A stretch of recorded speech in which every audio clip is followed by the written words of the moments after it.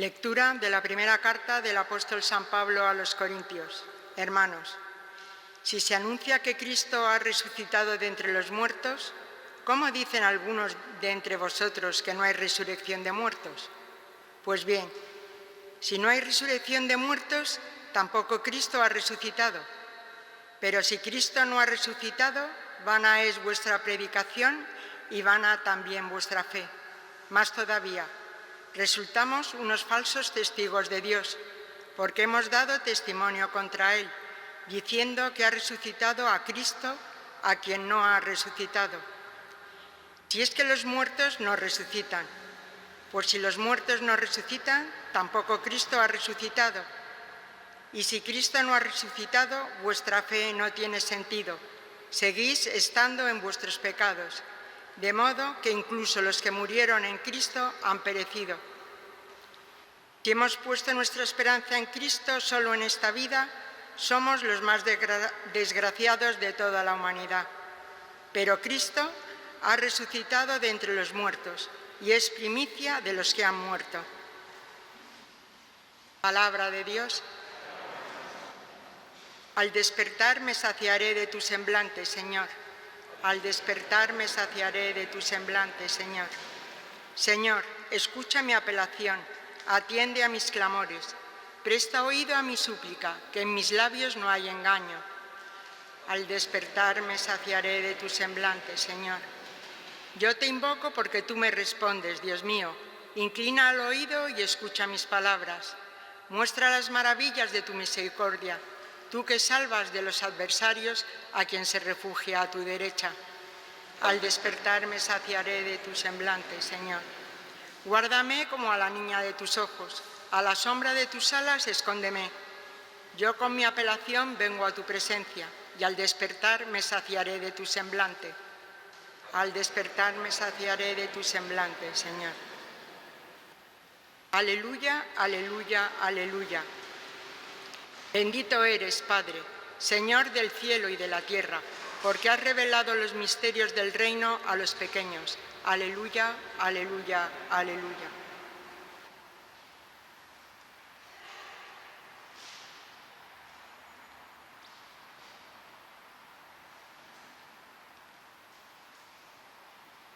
El Señor esté con vosotros.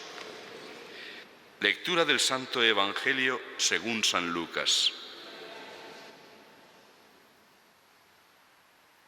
En aquel tiempo Jesús iba caminando de ciudad en ciudad y de pueblo en pueblo, proclamando y anunciando la buena noticia del reino de Dios, acompañado por los 12 y por algunas mujeres que habían sido curadas de espíritus malos y de enfermedades.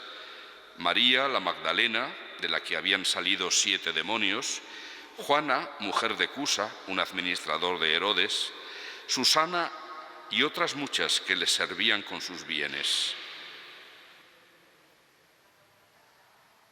Palabra del Señor.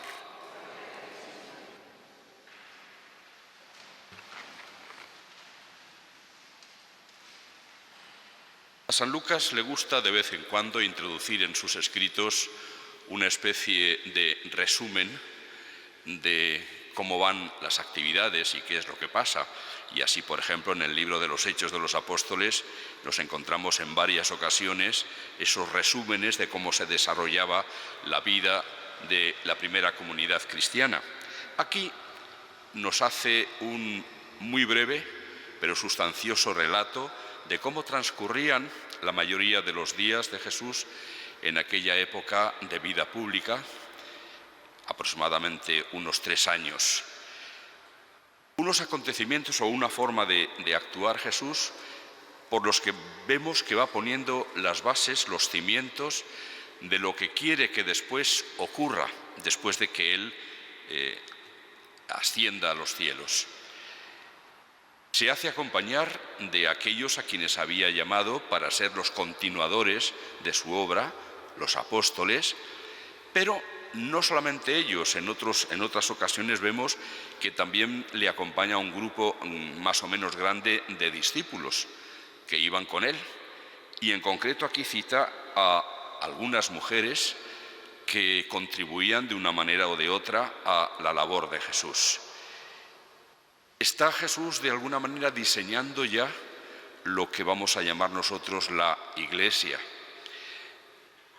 Su lugar, el lugar de quien es el pastor, lo van a ocupar esos 12 a los que ha elegido para hacer los testigos de los momentos importantes de su vida, a quienes va aleccionando y enseñando durante un tiempo, para que un día ellos a su vez, recibiendo el Espíritu, puedan perdonar los pecados, puedan enseñar en su nombre, el que a vosotros os escuche, a mí me escucha, y así sucesivamente. Pero no solamente ellos, también están lo que hoy llamamos los seglares, que también van a contribuir a la propagación del reino de Dios y a preparar el camino en los corazones para que reciban a Jesús, que es el único Salvador, evidentemente.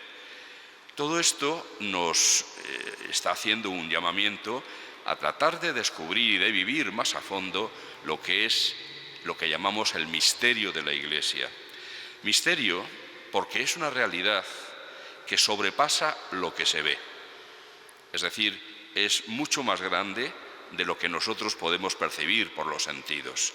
Sencillamente porque si de la Iglesia formamos parte los seres humanos, por supuesto, cada uno con nuestra carga de pecado, y por eso la Iglesia en su rostro humano aparece ante el mundo como pecadora, y lo es, porque lo somos nosotros los que la formamos. Pero también en ella, o formando parte de ella, y la principal parte de ella, está Cristo como cabeza de la Iglesia, y está el Espíritu, sin el cual Cristo no se estaría transmitiendo a nosotros. De alguna manera, el Espíritu enviado por Jesús a su Iglesia es el que hoy, de una manera invisible pero real, está ejerciendo o ejercitando el pastoreo de Jesús. Bien, todo esto nos está diciendo que tenemos que dejarnos guiar realmente por el Espíritu, vivir por lo tanto una vida espiritual que dé forma a nuestra vida normal, civil, diríamos, de tal manera que la informe, que la dé forma y que aparezcamos ante el mundo como testigos de la buena noticia.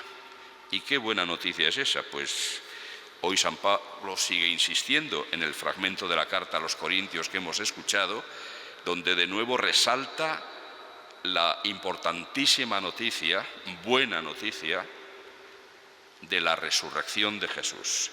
Es en torno a esa resurrección como se construye todos los demás datos de nuestra vivencia cristiana y de la fe, porque él mismo lo señala, es el cimiento de toda la fe. Si Cristo no ha resucitado, pues entonces vana es nuestra fe. Somos los más imbéciles de los seres humanos. Y esto lo dice él porque en aquel momento en Corinto había bastantes que se resistían a creer no en la resurrección de Cristo, que esa sí la aceptaban, pero se resistían a creer en nuestra propia resurrección, en que un día, como decimos en el credo, tendremos la vida eterna. Eso no lo creían.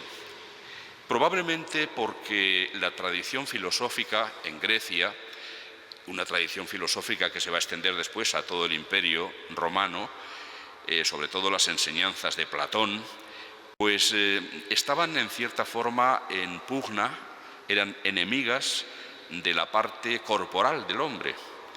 Resaltaba al espíritu y Platón describía al espíritu como que cuando estamos vivos el espíritu está encerrado en la cárcel del cuerpo.